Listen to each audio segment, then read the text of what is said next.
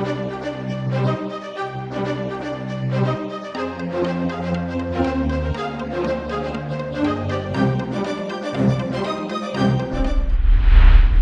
আলাইকুম প্রিয় দর্শক, আপনাদেরকে শুভেচ্ছা সহ আমন্ত্রণ জানাচ্ছি বাংলাভিউ সংবাদে।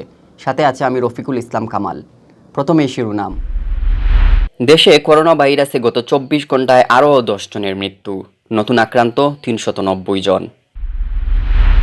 করোনা ভাইরাস সংক্রমণের কারণে সাধারণ ছুটি বাড়ল আরও 10 দিন, 6 মে পর্যন্ত ছুটি ঘোষণা। জাতীয় দলের ফুটবলার মাসুক মিয়া জনির চিকিৎসায় দ্বিতীয় মেয়াদে আরও 4 লাখ টাকা দিল ফিফা, প্রয়োজনে দেয়া হবে আরও বরাদ্দ। সিলেট বিভাগে গত 24 ঘন্টায় 163 জনকে নেওয়া হয়েছে হোম কোয়ারেন্টিনে, ছাড়পত্র পেয়েছেন 290 জন। যশোরের সারসার কয়রা ইউনিয়নে হেলো চেয়ারম্যান সেবা চালু, ফোন পেয়ে 163 পরিবারে খাবার পৌঁছে দিয়েছেন চেয়ারম্যান। এতক্ষণ শুনছিলেন শিরোনাম, এবার বিস্তারিত। দেশে করোনা ভাইরাসে গত 24 ঘন্টায় আরও 10 জন মারা গেছেন। এ নিয়ে ভাইরাসটিতে মারা গেছেন 120 জন। নতুন আক্রান্ত শনাক্ত হয়েছেন আরও 390 জন। ফলে করোনায় দেশে মোট আক্রান্তের সংখ্যা দাঁড়িয়েছে 3772 জনে। বুধবার দুপুরে স্বাস্থ্য অধিদপ্তরের করোনা ভাইরাস সংক্রান্ত নিয়মিত হেলথ বুলেটিনে এ তথ্য জানানো হয়। বুলেটিন উপস্থাপন করেন স্বাস্থ্য অধিদপ্তরের অতিরিক্ত মহাপরিচালক অধ্যাপক ডাক্তার নাসিমা সুলতানা, কেন্দ্রীয় ওষুধাগারের পরিচালক brigadier general doctor Mohammad Shahidullah. Doctor Nasima Sultana জানান, করোনা ভাইরাস শনাক্তে গত 24 ঘন্টায় 3096টি নমুনা পরীক্ষা করা হয়। এর মধ্যে 390 জনের দেহে করোনা ভাইরাস শনাক্ত হয়েছে। ফলে করোনায় মোট আক্রান্তের সংখ্যা দাঁড়িয়েছে 3772 জনে। আক্রান্ত রোগীদের মধ্যে মারা গেছেন আরও 10 জন। এ নিয়ে মৃতের সংখ্যা দাঁড়ালো 120 জনে। এছাড়া সুস্থ হয়ে উঠেছেন আরও 5 জন। ফলে মোট সুস্থ রোগীর সংখ্যা 92 জন। নতুন যে 10 জন মারা গেছেন তাদের মধ্যে পুরুষ 7 জন ও নারী 3 জন। 7 জন ঢাকায় এবং 3 জন ঢাকার বাইরে। ঢাকার বাইরে ময়মনসিংহ, নারায়ণগঞ্জ ও টাঙ্গাইলে 1 জন করে মারা গেছেন।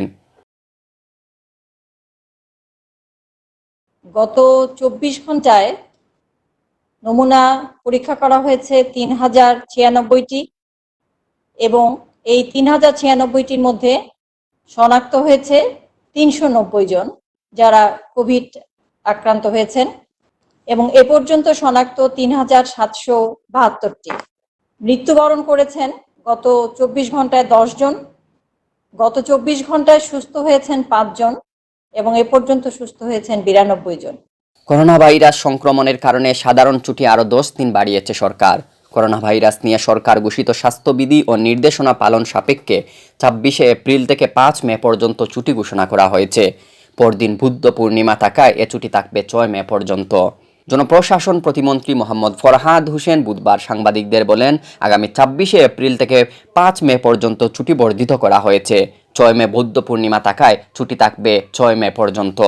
গত 8 মার্চ প্রথম করোনা ভাইরাসে আক্রান্ত রোগী পাওয়ার পর গত 26 মার্চ থেকে 4 এপ্রিল পর্যন্ত ছুটি ঘোষণা করা হয়। এরপর 2 দফায় ছুটি বাড়িয়ে 25 এপ্রিল পর্যন্ত বর্ধিত করা হয়। বাংলাদেশ জাতীয় দলের ফুটবলার মাসুক মিয়া জনিকে দ্বিতীয় মেয়াদে আরও 4 লাখ টাকা চিকিৎসা সহায়তা দিয়েছে বিশ্ব ফুটবলের নিয়ন্ত্রক সংস্থা ফিফা। এর আগে চলতি বছরের ফেব্রুয়ারিতে ফিফা তাকে আরও 4 লাখ টাকা দিয়েছিল।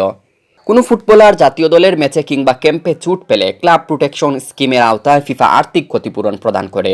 গত বছরের আগস্ট মাসে বিশ্বকাপ বাছাই পর্বে আফগানিস্তানের বিপক্ষে ম্যাচের আগে প্রস্তুতি ক্যাম্পে লিগামেন্ট ছিঁড়ে যায় জনির।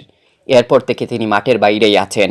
বর্তমানে পুনর্বাসন প্রক্রিয়ায় যাচ্ছেন এই মিডফিল্ডার। ক্লাব প্রোটেকশন স্কিমের আওতায় জনির পুনর্বাসন প্রক্রিয়ার খরচ দিচ্ছে ফিফা। প্রয়োজন হলে তার চিকিৎসার জন্য আরও অর্থ দেবে ফিফা। মাসুক মিয়া জনির বাড়ি সিলেট বিভাগের মৌলভীবাজার জেলার শ্রীমঙ্গলে। বর্তমানে তিনি পরিবারের সাথে শ্রীমঙ্গলেই সময় কাটাচ্ছেন।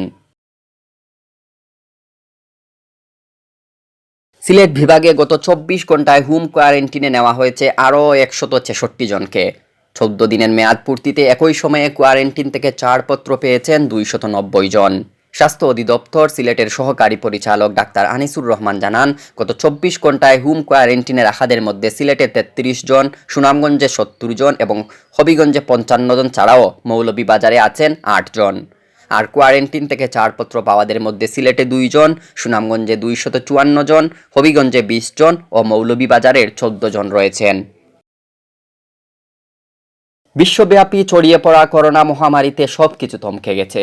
বেকার হয়ে পড়েছেন শ্রমজীবী মানুষ, খাদ্য সংকটে রয়েছেন গরিব লোকজন।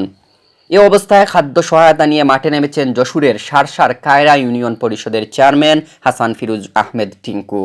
মধ্যবিত্ত যারা খাবারের জন্য হাত পাততে লজ্জা পাচ্ছেন, তাদের জন্য চেয়ারম্যান হাসান ফিরোজ চালু করেছেন হ্যালো চেয়ারম্যান সেবা। কেউ ফোন দিলেই তার বাড়িতে পাঠিয়ে দেওয়া হচ্ছে খাদ্য সামগ্রী। এ পর্যন্ত কায়রা ইউনিয়নে হ্যালো চেয়ারম্যান ফোন কলের মাধ্যমে 163 পরিবারে পৌঁছে দেওয়া হয়েছে খাদ্য সামগ্রী। এছাড়া সরকারি ও ব্যক্তিগত উদ্যোগে ইতিমধ্যে তিনি 1280 পরিবারের মধ্যে খাদ্য সামগ্রী পৌঁছে দিয়েছেন। 980 জনের তালিকা করেছি, এর ভিতরে 780 ইতিমধ্যে আমরা মানুষের মাঝে অসহায় গৃহবন্দী খেটে খাওয়া দিনমজুরের কাছে পৌঁছে দিয়েছি।